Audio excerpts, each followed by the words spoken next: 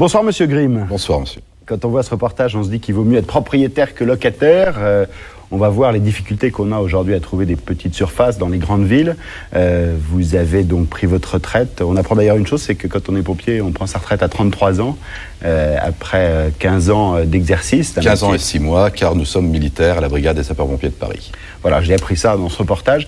Et alors, vous avez constitué effectivement un patrimoine important, plusieurs centaines d'appartements aujourd'hui qui vous feront, à l'heure du débat sur la retraite, une très très belle retraite. Plusieurs centaines, dont certains en société civile immobilière, mais tous à crédit. Tous à crédit, mais d'après ce que vous me disiez, dans quelques années, vous serez millionnaire en dizaines de millions d'euros. À la fin des crédits. Quand vous aurez tout remboursé. On voit que vous remboursez vite avec c'est les petits ruisseaux qui font les grandes fortunes. 15 ans. Dès que les loyers, effectivement, remboursent le coût de l'acquisition et de l'emprunt, c'est automatique et votre calcul là-dessus est très efficace. Et très précis. Et très précis. Quand on se met du point de vue du locataire, quelles sont les règles d'or pour trouver un logement à Paris ou dans une grande ville, alors qu'il y a si peu d'offres et tellement de demandes? La première règle, c'est d'arriver à l'heure au rendez-vous. Oui. Chose Le qui premier, n'est pas si possible, toujours- d'où ces longues files d'attente. À l'heure. La deuxième règle, c'est d'avoir un dossier présentable, avec des photocopies bien faites. Souvent, nous avons des photocopies qui sont mal faites, on en voit que la moitié. Quand on demande, par exemple, l'avis d'imposition, on nous présente que la première page. C'est recto, verso. Les fiches de salaire, quelquefois, elles sont 2 exemplaires, ce sont les 2 feuillets. Voyez-vous, il faut un dossier absolument complet, dossier locataire, agrafé avec numéro de téléphone. Souvent, les gens oublient de donner leur numéro de téléphone. Comment voulez-vous faire pour les rappeler? Et dossier garant, avec numéro de téléphone aussi pour téléphoner au garant. Pour les cautions.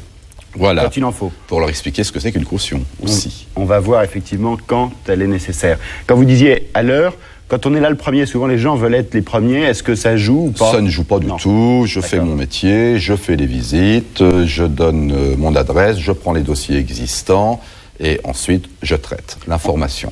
On va regarder aujourd'hui, en général, on exige un revenu net mensuel pour quelqu'un qui veut louer qui est au moins de 3 fois le montant du loyer. Parfois 4 d'ailleurs, mais au moins 3 fois en général, c'est ce que demandent les propriétaires. Un dépôt de garantie de 2 mois maximum du loyer. Par contre, les propriétaires n'ont plus le droit d'exiger des informations comme la carte de sécurité sociale, les attestations bancaires de bonne tenue de compte. Toutes ces informations-là ne sont plus obligatoires pour les locataires. Totalement, depuis le 17 janvier 2002. Voilà, mais je reprends l'exemple du montant du revenu qui doit être au moins 3 fois celui du loyer. En moyenne, un studio, c'est 550 € à Paris. C'est les chiffres qu'on a eus sur le marché de l'immobilier en moyenne. Un beau studio, 550 €.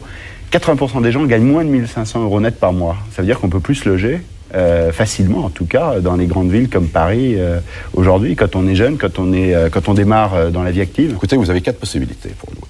La première, soit la personne est étudiante avec ses parents garants. La deuxième possibilité, soit la personne est en CDI avec 3 fois le montant du loyer comme revenu. S'il n'y a pas de CDI, parce qu'il y en a de moins. Plus, monsieur, les allocations logement et allocations familiales que l'on peut inclure. D'accord. Donc ça change. Dans le revenu. Dans le revenu, plus les revenus annexes. Oui, mais ce que vous dites, c'est que ça, c'est pour les CDI. Il y a souvent des gens qui sont en contrat précaire, en CDD, en contrat. Ça, ce sont les contrats les d'intérim. plus sensibles. Là, il faut impérativement une personne qui soit garant. Et s'il n'y en a pas? C'est vrai que c'est compliqué, mais... Même s'il gagne correctement sa vie. Oui, c'est vrai que c'est compliqué. Dans ces cas-là, tout dépend aussi du locataire, du contact qu'il a eu avec son propriétaire, car il faut savoir qu'il y a des locataires, il y a quand même 95% de locataires sérieux. Alors, on voit bien malgré tout qu'aujourd'hui le rapport de force est clairement en faveur des propriétaires, puisque votre exemple, d'ailleurs vous avez fait les choses dans les règles. Merci d'avoir été avec nous. On a vu que malgré effectivement ce patrimoine très important que vous vous êtes créé, vous continuez à habiter dans votre appartement à la campagne à Paris, comme vous le dites, on l'a vu au début de ce reportage.